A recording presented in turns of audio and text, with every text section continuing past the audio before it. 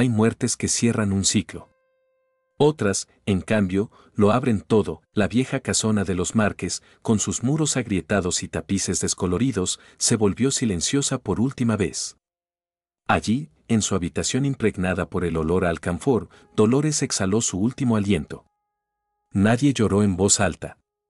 Nadie gritó. No fue un final trágico ni abrupto, sino una despedida cargada de algo más denso que el dolor, misterio. Dolores no era una anciana cualquiera.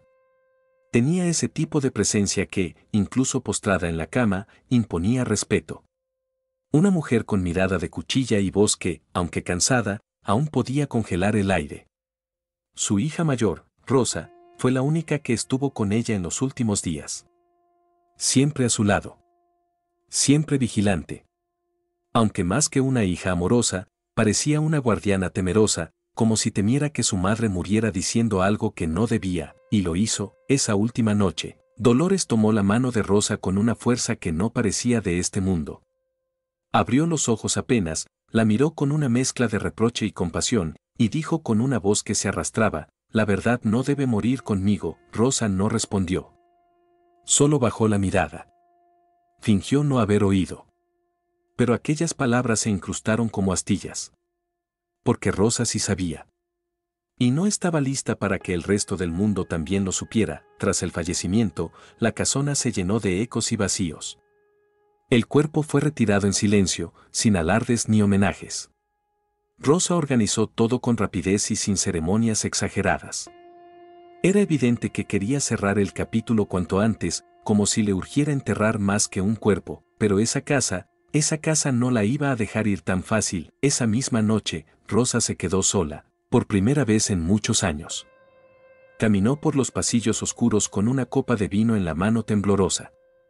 Le parecía oír el tic-tac de un reloj que ya no funcionaba o el leve crujido de una madera que nadie pisaba. El retrato de Dolores, colgado en la sala principal, parecía mirarla con más intensidad que nunca. Como si aún estuviera allí, evaluándola, exigiéndole silencio. Se sentó en el viejo sofá verde, frente a la chimenea apagada. Sacó un cigarro de una caja polvorienta. Hacía años que no fumaba, pero esa noche necesitaba anestesiarse. Cerró los ojos y por un momento dejó de ser Rosa, la hija obediente y sumisa. Recordó quién fue, muchos años atrás, cuando la voz de su madre todavía no le dictaba cada paso. Cuando soñaba con escapar de esa casa, de ese apellido, de esa historia maldita, pero nunca lo hizo. Un ruido seco interrumpió su pensamiento. Un golpe suave. Provenía del cuarto de Dolores. Rosa se levantó, lentamente, como si sus pies supieran que lo que iba a encontrar no era del mundo de los vivos. Abrió la puerta. Todo estaba igual. La cama hecha. Las flores marchitas en la mesa de noche. Y sin embargo, ahí, sobre la colcha, había algo que no estaba antes: una caja de madera. Pequeña. Tallada con símbolos antiguos. Rosa se acercó con cautela. La tocó. Estaba tibia. La abrió con las manos temblorosas. Dentro había una llave. Y una nota: «Si yo no tuve el valor, quizás tú lo tengas». Las lágrimas se le agolparon sin aviso. Pero no lloró por tristeza. Lloró por miedo, porque Rosa sabía perfectamente a qué puerta pertenecía esa llave. Y sabía también lo que había detrás. Durante décadas, había guardado secretos tan pesados que deformaron su rostro, su espalda, su alma. Y ahora, con Dolores muerta, esa caja representaba el fin del silencio. O el inicio de su peor pesadilla. No durmió esa noche. Ni la siguiente. Se paseaba por la casa, como un fantasma más. Sin saber qué hacer con la llave, sin decidir si debía contar lo que sabía o enterrar la caja con su madre, pero algo en el aire había cambiado. Como si la casona, ahora sin su dueña, se sintiera libre para hablar. El frío se colaba por rendijas que antes no estaban. Las luces parpadeaban. El retrato de Dolores, inexplicablemente, apareció torcido una mañana, y en medio de ese ambiente denso, Rosa recibió una llamada. Su hermano Esteban venía en camino. También Lucía, la menor. Y Mateo, el nieto de Dolores, el más querido por todos. La lectura del testamento sería en 3 días, y Rosa comprendió que no tenía escapatoria. Que el pasado, ese que había intentado mantener encerrado con tanta fuerza, estaba decidido a salir, con o sin su permiso. El silencio se rompió con el motor de un coche acercándose por el camino de piedras sueltas. Rosa miró por la ventana sin moverse. Era el primero en llegar. Esteban descendió del auto con la misma arrogancia que siempre lo había caracterizado. Alto, con el cabello salpicado de canas y ese gesto permanente de superioridad en el rostro. Vestía como si fuera a una junta de negocios, no al funeral de su madre. Llevaba un maletín, como si ocultara tras ese cuero negro los asuntos pendientes de toda una vida. Entró sin saludar, sin un abrazo. Solo un frío rosa. Ella respondió con un gesto sutil de cabeza. Estaban condenados a no entenderse desde pequeños. Ella, la obediente, él, el rebelde disfrazado de exitoso. No tardó en preguntar si el testamento estaba listo. No lloró, no mencionó a Dolores, no pareció afectado en lo más mínimo. Horas después llegó Lucía. Su presencia fue como un suspiro en una habitación asfixiada. Pequeña, de voz suave, Lucía siempre fue la conciliadora. La que mediaba entre gritos y castigos. Llevaba consigo una caja de madera con fotos viejas. Quería recordar a su madre con algo de ternura, pero la atmósfera la recibió con una carga tan espesa que ni su sonrisa frágil logró disiparla. Por último, Mateo. El nieto. El favorito de Dolores. Un joven de mirada intensa, rostro afilado y caminar seguro. Abogado recién recibido, con ideales firmes y un corazón que aún no había sido corrompido por la ambición. Al ver la casa, sintió un nudo en la garganta. Había pasado tantas vacaciones allí, con su abuela, jugando en el jardín, escuchando historias inventadas bajo los árboles. No sabía que esa misma tierra ocultaba más que raíces. Cuando se reunieron en el salón principal, el ambiente era irrespirable. Las paredes parecían observar. El retrato de Dolores seguía torcido, como si ella, desde alguna dimensión desconocida, ya supiera lo que estaba por desatarse. El notario llegó puntual. Un hombre enjuto, de mirada cansada y tono monocorde. Sacó una carpeta de su portafolio y pidió que todos tomaran asiento. Rosa tembló apenas, pero se obligó a mantener la compostura. Esteban cruzó las piernas con fastidio. Lucía se sentó con las manos entrelazadas. Mateo, curioso, miraba a todos como si intentara entender qué lo hacía sentirse tan incómodo. Antes de comenzar, el notario advirtió que el contenido del testamento había sido modificado hace apenas unos meses, por deseo expreso de la señora Dolores. Nadie se inmutó al principio. Pero Rosa sintió como su pecho comenzaba a cerrarse.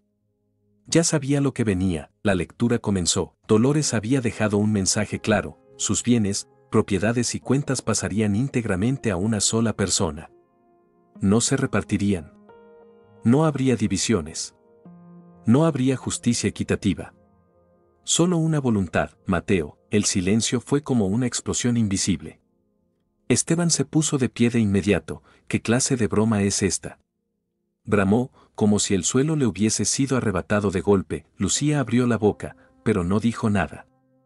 Solo miró a Rosa, buscando en sus ojos alguna pista, algún gesto, cualquier señal que explicara lo que acababan de oír. Mateo, incrédulo, miró al notario, luego a su madre, luego al documento. Yo, no entiendo.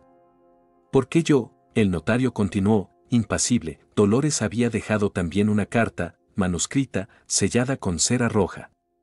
Era para Mateo. Solo para él. La entregó con sumo cuidado. Ella pidió que la leyeras en voz alta, si lo considerabas oportuno, dijo. Mateo dudó. Su mano tembló levemente mientras rompía el sello. Abrió el papel. Tosió para aclararse la voz. Y leyó: querido Mateo.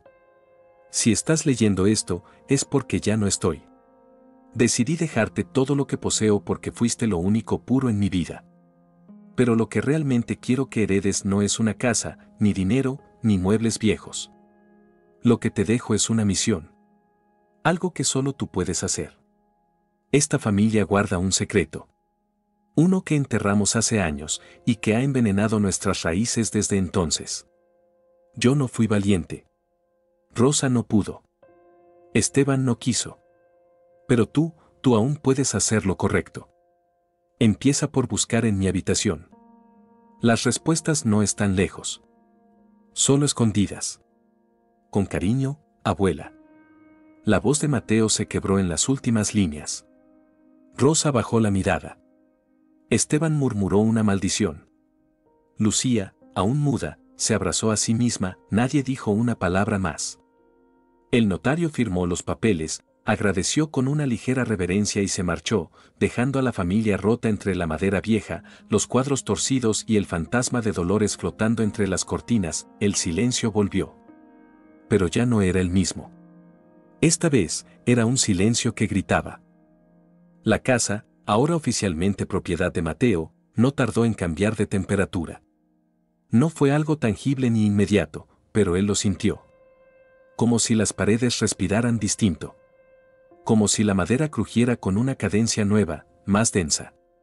Como si Dolores, desde algún rincón olvidado, aún caminara descalza por los pasillos. La primera noche, Mateo no durmió. Se quedó en el escritorio del segundo piso, rodeado de cajas con documentos antiguos y fotografías en blanco y negro. Necesitaba entender qué quiso decir su abuela. ¿Qué secreto podía justificar que le dejara todo a él? ¿Qué era eso tan grave que ni su propia madre ni su tío se atrevieron a enfrentar? Fue entonces cuando vio el retrato, colgado al fondo del pasillo, al lado del cuarto de Dolores. Un cuadro viejo, de tono sepia, donde ella aparecía joven, sentada junto a un hombre de rostro borroso y dos niños. Lo extraño no era el cuadro en sí, sino que una parte del lienzo estaba quemada. Un borde, apenas. Como si alguien hubiera intentado destruirlo, y luego se arrepintiera a medias. Mateo se acercó. Tocó la esquina chamuscada. Pudo ver que debajo del retrato había marcas de dedos, como si alguien lo hubiera arrancado y vuelto a colgar. Algo no cuadraba, decidió entrar a la habitación de Dolores. Todo estaba intacto. La cama hecha, las cortinas cerradas, los muebles cubiertos por una fina capa de polvo. Como si la casa quisiera congelar el tiempo. Buscó entre las gavetas, detrás de los libros, bajo la alfombra. Nada, hasta que vio el joyero, un cofre de madera tallada, diferente al resto. No tenía joyas, sino una llave. Pequeña, dorada, casi decorativa. Y un papel doblado cuidadosamente. Mateo lo desdobló con precaución, detrás del espejo. Pero no confíes en nadie. La advertencia lo sacudió. ¿Qué tan grave era ese secreto? ¿Y por qué tanto miedo incluso después de la muerte? Giró el espejo del tocador. Detrás, una pequeña puerta empotrada en la pared. Usó la llave. Un clic sordo se oyó en la penumbra. Abrió, dentro, un cuaderno. Antiguo, de tapa de cuero desgastado. El nombre Dolores Márquez grabado con letra firme. Y una foto. Un hombre joven, con un semblante serio. En el reverso, escrito con tinta corrida, él no debía morir así. Mateo sintió un escalofrío, llevó el diario al escritorio. Empezó a leer, despacio. Las primeras páginas hablaban de su juventud, de la familia, de tiempos más simples. Pero pronto, la narrativa se volvió más cruda. Hablaba de un accidente. De una noche de tormenta. De un hombre que llegó herido. Y de una decisión tomada por miedo, no por justicia. Mateo se detuvo. No quería seguir leyendo.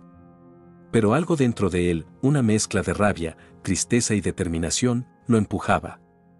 Estaba claro que su abuela había cargado con un peso insoportable. Y que ahora, se lo había entregado a él. Al día siguiente, Rosa apareció sin avisar. Llegó con una torta de manzana, como si eso pudiera suavizar la tensión. Mateo la recibió con cortesía, pero sus ojos no eran los de siempre. Había algo distinto en su mirada. Más dura. Más penetrante. ¿Todo bien, hijo?, preguntó ella, dejando la bandeja sobre la mesa. Depende, respondió él. ¿Qué pasó hace más de 30 años, mamá? Rosa se quedó helada. No necesitó que él dijera más. Supo de inmediato que había encontrado algo. No remuevas cosas muertas, Mateo. Hay heridas que no deben abrirse, dijo, bajando la mirada. ¿Y qué hay de los muertos, mamá? Ellos no merecen justicia. El silencio fue la única respuesta. Más tarde, Lucía lo llamó. Quería saber cómo estaba, si necesitaba ayuda con la casa, si quería compañía. Mateo dudó, pero aceptó. Ella siempre había sido la más sensata. La más humana. Cuando llegó, Lucía notó el cambio en el ambiente. Entró en la habitación de Dolores, vio el cuaderno sobre la cama, la llave oxidada, la foto. Supo que algo se había desenterrado. ¿Qué sabes tú? Le preguntó Mateo. Lucía respiró hondo. Luego, se sentó junto a él. Y habló. No todo fue como parecía, Mateo. Mamá era dura, sí, pero no cruel. Tenía miedo. Y razones. Ese hombre de la foto no era un extraño. Era alguien cercano. Muy cercano. Mateo sintió que el estómago se le cerraba. ¿Quién era? Lucía dudó. Se llamaba Julián. Y sí, murió. Pero no fue un accidente. Entonces, por primera vez, Mateo sintió que su herencia no era un privilegio. Era un rompecabezas roto, con piezas manchadas de sangre, y su abuela le había dejado la responsabilidad de armarlo. El nombre quedó flotando en el aire, como una maldición olvidada. Julián. Mateo lo repitió en su mente una y otra vez, intentando ubicarlo entre los relatos de su infancia, las sobremesas largas, las conversaciones entrecortadas que escuchaba a escondidas cuando era niño. Pero nunca lo había oído. Era como si la familia entera hubiese hecho un esfuerzo por borrarlo de la historia, por eliminarlo de cualquier recuerdo, y ahora, emergía desde las sombras con una fuerza imposible de ignorar. Lucía bajó la mirada, como si hablar de él le abriera una herida que nunca terminó de cerrar. Julián trabajaba con papá en la finca del norte. Era joven, hábil, inteligente, y mamá lo apreciaba mucho. Demasiado, según Esteban, demasiado. Repitió Mateo, intentando entender la gravedad de esa palabra en ese contexto. Esteban siempre pensó que había algo más. Que mamá, y él. Lucía hizo una pausa larga, como si le costara siquiera pronunciarlo. Pero no era así. Julián era como un hijo para ella. Más que nosotros. Incluso, Mateo sintió un nudo en la garganta. Empezaba a construir la silueta de una historia más densa, más profunda de lo que había imaginado. Y esa silueta tenía forma de traición. Una noche, papá descubrió algo, continuó Lucía. Nunca supimos qué fue. Solo que llegó a casa fuera de sí. Golpeó la puerta del estudio y encerró a Esteban con él durante horas.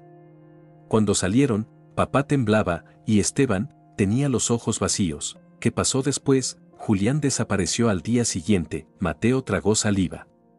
La habitación se hizo más pequeña de pronto. Como si las paredes quisieran cerrarse, como si el aire se volviera espeso con cada revelación. Y mamá buscó a Julián por días. Viajó, preguntó, lloró. Nunca dijo una palabra frente a nosotros, pero yo la escuché una noche, en la cocina. Hablaba sola, decía su nombre como un rezo. Algo le habían hecho, y ella lo sabía. Mateo se levantó. Caminó por el cuarto, nervioso, con las manos en la cabeza. El diario seguía abierto sobre la cama, como un testigo silencioso de aquella confesión. Entonces, Esteban lo mató. Lucía no respondió. Solo lo miró. Con una tristeza que decía más que cualquier palabra. Aquella noche, Mateo no pudo dormir. Cada rincón de la casona le hablaba. Cada grieta parecía susurrar pedazos del pasado. Empezó a ver detalles que antes no estaban: una mancha vieja en la alfombra, un cajón con doble fondo, una carta rasgada escondida entre las páginas de un libro, y una nota escrita con letra apresurada, escondida bajo una tabla suelta del suelo: si algo me pasa, busquen en el jardín. Bajo el roble viejo. Mateo salió al amanecer, con una linterna y una pala oxidada que encontró en el cobertizo. Caminó hasta el fondo del terreno, donde el roble centenario alzaba sus ramas como brazos hacia el cielo gris. Comenzó a cavar. La tierra estaba dura, seca. Pero algo crujió bajo la pala. Una caja metálica, cerrada con una traba oxidada. La abrió con dificultad. Dentro, papeles. Fotos. Cartas, y una firma. Rosa. Mateo sintió un latigazo en el pecho. Su madre, los documentos hablaban de un acuerdo. Una especie de pacto de silencio. Cartas firmadas por Dolores, Rosa y un tercero que no estaba claro, pero que Mateo sospechaba era Esteban. Hablaban de una situación desafortunada. De proteger el apellido. De evitar escándalos. Y, lo más perturbador, de un pago mensual a una mujer desconocida, bajo el concepto de asistencia perpetua, volvió a la casa corriendo. Subió las escaleras de dos en dos. Entró a la habitación de su madre sin tocar la puerta. ¿Qué hiciste? Rosa estaba sentada, peinándose frente al espejo. No se inmutó. Yo hice lo que debía hacer, respondió con voz firme. Firmaste un pacto para encubrir un asesinato. Ella se levantó lentamente. Lo miró a los ojos con una mezcla de culpa y desafío. No entiendes lo que era esta familia. Lo que nos exigía ese apellido. Lo que nos podía costar un error como ese, un error. Un hombre murió, mamá, ¿y tú qué harías, Mateo? Si supieras que decir la verdad destruiría todo lo que tu familia construyó. Si supieras que no podrías volver a mirar a tus hermanos a la cara, Mateo retrocedió. Por un segundo, no reconocía a la mujer que lo había criado. Sus valores, su fuerza, su moral, todo se desmoronaba frente a sus ojos, y Esteban nunca lo confesará. Jamás. Para él, todo esto fue un malentendido. Una consecuencia. Dice que fue defensa propia. Que Julián lo provocó, y tú le crees. Rosa bajó la mirada. No. Pero tenía miedo. Dependía de él. No tenía a dónde ir. No sabía cómo criar sola a 3 hijos. Así que guardé silencio. Mateo sintió un temblor en las piernas. Se sentó en la cama, vencido por una verdad que pesaba más de lo que su juventud podía soportar. La herencia ya no era una bendición, era una sentencia, y él tenía que decidir si repetir el ciclo o romperlo para siempre. Los días siguientes fueron un torbellino. Mateo se encerró en la biblioteca de la casona, rodeado de papeles que olían a humedad, fotografías antiguas, cartas selladas y recuerdos que nunca vivió. Había descubierto una verdad que no podía cargar solo, pero tampoco sabía con quién compartirla sin desatar una tormenta mayor. El nombre de Julián ahora retumbaba en su cabeza con cada página que leía, con cada rincón de la casa que exploraba. Una tarde, mientras examinaba una carpeta escondida dentro de una vieja cómoda, encontró algo más, un contrato. Con fecha de 1993, firmado por Dolores Márquez, Esteban Márquez y Rosa, un contrato de silencio. En él se establecía el pago mensual a una mujer de nombre Magdalena Reyes, a cambio de que no divulgara información alguna sobre un incidente ocurrido en la finca San Joaquín. Mateo nunca había oído hablar de esa finca, pero comprendió que allí había ocurrido todo. Fue como si una bomba estallara dentro de él. Dolores, Rosa y Esteban habían comprado el silencio de alguien que sabía la verdad, ya no había duda. Lo que su abuela insinuó en la carta, lo que el diario revelaba a medias, lo que Lucía no se atrevía a decir en voz alta, todo apuntaba al mismo hecho. Esteban había matado a Julián, y lo peor de todo, lo habían encubierto con dinero, poder e intimidación. Esa misma noche, Mateo fue a buscar a su tío, lo encontró en el bar del centro, ese que siempre frecuentaba después de las 5, rodeado de socios y whisky caro. Esteban, como de costumbre, fingía estar por encima de todo. Hasta que lo vio entrar. ¿Vienes a agradecerme por lo que sostuve durante tantos años?, dijo con una sonrisa torcida, apenas notando la tensión en el rostro de Mateo. No. Vengo a devolverte lo que escondiste, respondió él, lanzándole sobre la mesa una copia del contrato y una foto de Julián, en la que Esteban aparecía, más joven, con la mandíbula apretada y los ojos llenos de rabia. Esteban hojeó los papeles. Luego alzó la vista y lo miró fijamente. ¿Y qué piensas hacer con esto? Depende de ti. ¿Crees que puedes venir a moralizarme ahora?, estalló Esteban, perdiendo por primera vez el control. Yo protegí a esta familia. Tu abuela, tu madre y yo hicimos lo necesario. ¿Lo necesario? ¿Matar a alguien? Comprar el silencio de una mujer. Julián no era inocente, Mateo. Sabía cosas. Iba a destruirnos. ¿No entiendes lo que estaba en juego? Mateo lo miró con una mezcla de lástima y rabia. ¿Y tú entiendes lo que es cargar con eso? Porque yo sí lo entiendo ahora. Porque me lo dejaron como una herencia, como una maldición. Esteban bebió de un trago su copa. Su rostro se endureció. No vas a hacer nada. No tienes pruebas suficientes. Y si lo intentas, la que va a pagar las consecuencias será tu madre. Ella también firmó. También fue cómplice. Mateo sintió una punzada en el estómago.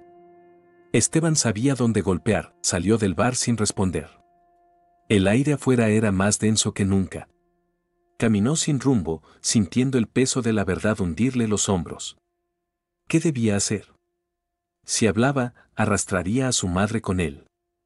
Si callaba, sería parte del mismo pacto de silencio. Esa noche, Rosa fue a su habitación, lo encontró sentado en la cama, con los documentos sobre las rodillas y los ojos enrojecidos. Lo sé todo, le dijo sin rodeos. Y no voy a defenderme. Solo quiero que entiendas que tuve miedo. Que no supe cómo hacerlo diferente. Mateo no respondió.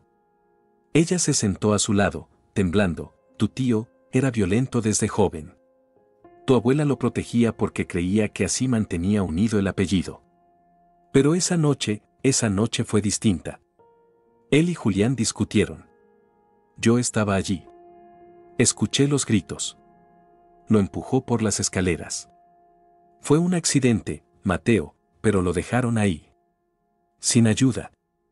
Sin auxilio, Mateo apretó los puños. Cada palabra era una piedra en su pecho, y lo enterraron. Tu abuela ordenó que no se hablara nunca más. Le pagó a Magdalena para que se fuera del país. Yo firmé porque tenía miedo de perderte a ti, a Lucía, de que nos separaran.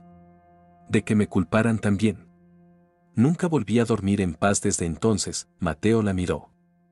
En sus ojos no había defensa, solo culpa. Una culpa que había envejecido con ella, que la había desgastado más que los años. ¿Crees que yo pueda dormir en paz? Ahora que lo sé, Rosa no respondió, y entonces, Mateo comprendió que esa herencia no era una oportunidad. Era una prueba, una puerta que podía cerrar con llave, o abrir de par en par para dejar que la verdad saliera, aunque doliera, aunque destruyera lo poco que quedaba en pie. El amanecer llegó sin pedir permiso. Mateo no había dormido.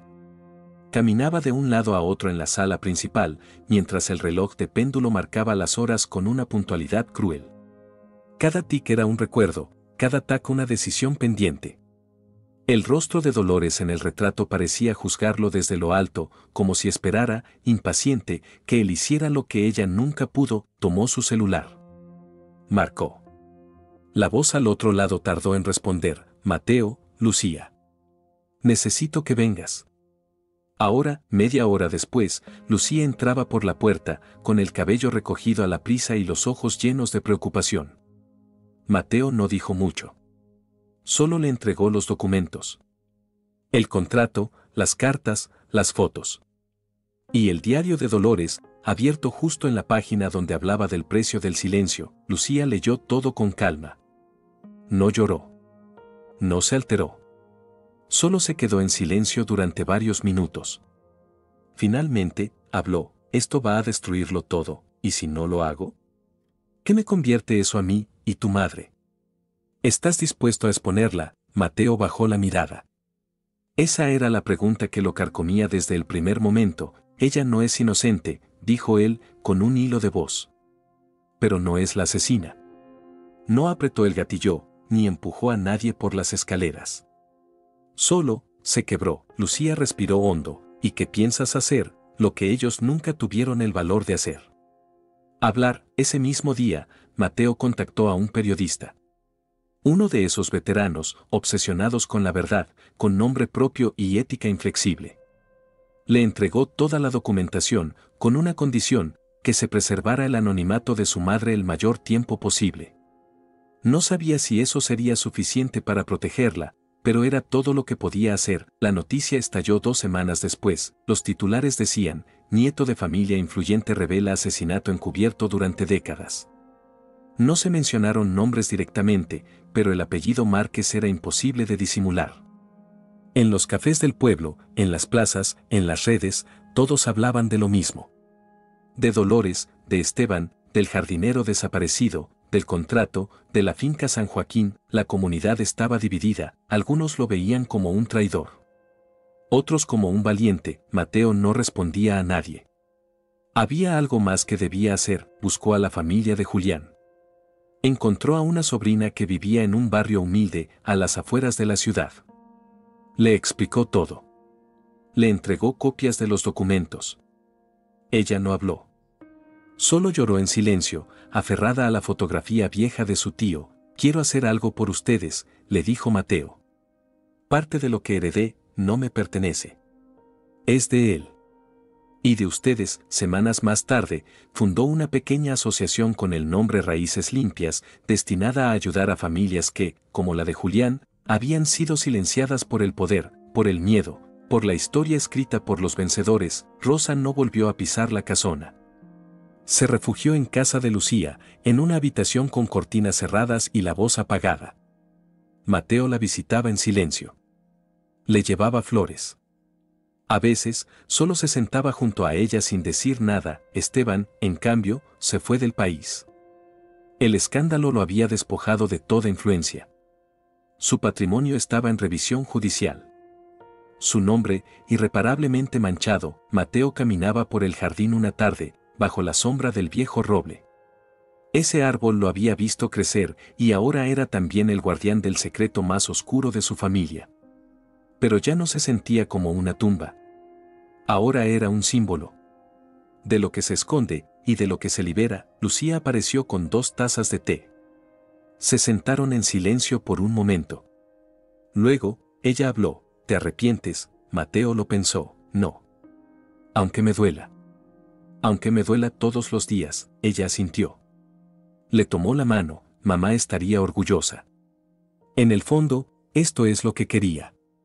Que alguien cerrara el círculo. Mateo la miró. Ella me dejó una fortuna. Pero no me dejó paz. Me dejó el peso de su culpa. Lucía sonrió con melancolía. Y la transformaste en algo limpio. Él asintió, y por primera vez, desde que cruzó el umbral de aquella casona como heredero, sintió que había cumplido con algo mayor que la voluntad de su abuela, había hecho justicia, había honrado la memoria de un hombre olvidado, y en el proceso, había encontrado su verdadero propósito. Los meses pasaron como hojas que se lleva el viento. Pero en la vida de Mateo, cada día era una semilla nueva. La casa, esa vieja casona antes cargada de silencios, ahora era un lugar vivo, distinto. No porque se hubieran borrado los fantasmas, sino porque él había decidido dejar que hablaran. No los exorcizó. Los escuchó. Y eso lo cambió todo, transformó la biblioteca en una sala comunitaria. Allí, niños del barrio venían a leer, a estudiar, a escuchar historias. Historias reales, sin filtros ni maquillajes. Historias donde los poderosos también caen. Donde el silencio no es noble, sino cómplice. Donde la verdad, aunque tarde, encuentra su camino. Lucía se convirtió en su aliada. Cada tarde, llegaba con una carpeta bajo el brazo y una sonrisa triste, pero firme. Juntos organizaron charlas, encuentros, conversatorios con otras familias que habían sido víctimas del poder y el encubrimiento. La Fundación Raíces Limpias creció más de lo que imaginaron. Se volvió un espacio de sanación para muchos. Y, sin saberlo, también lo fue para ellos. Una mañana, Mateo se sentó en el estudio de su abuela. El mismo donde, alguna vez, Dolores escribió sus confesiones a escondidas. Tenía frente a él una hoja en blanco y la pluma de su abuela entre los dedos. Había algo que necesitaba hacer. Algo que le diera cierre a todo lo vivido. Comenzó a redactar un nuevo testamento. No era para dejar bienes. No hablaba de propiedades ni de cuentas bancarias. Era una carta. Un legado. Una declaración de principios. En él, escribió sobre el valor de la verdad, sobre el peligro de las herencias podridas, sobre el poder del arrepentimiento. Habló de Julián, no como víctima, sino como ser humano.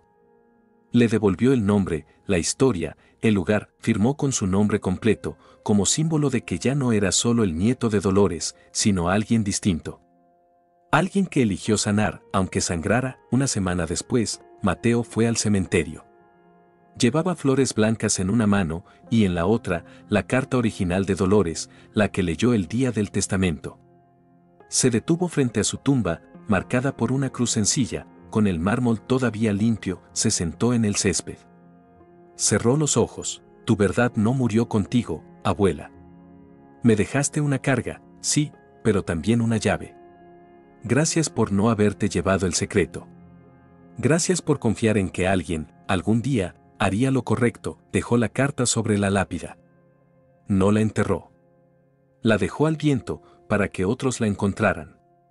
Porque no quería que esto quedara solo entre ellos. Quería que el mundo supiera que incluso los linajes manchados pueden redimirse. Se quedó allí, en silencio, observando el atardecer teñir de dorado las hojas de los árboles, y entonces, como si el tiempo hiciera una reverencia, susurró: no heredé su fortuna, heredé su culpa. Y con ella, encontré mi propósito. Gracias por quedarte hasta el final de esta historia. Si te conmovió, si te hizo pensar o te recordó algo que viviste o conoces, me encantaría leer tu comentario. Cuéntame desde dónde estás viendo este video y cuál es tu nombre. Me haría mucha ilusión conocerte. No olvides suscribirte al canal y activar la campanita para no perderte las próximas historias que, como esta, nos muestran que detrás de cada familia hay un mundo oculto esperando ser contado. Hasta la próxima.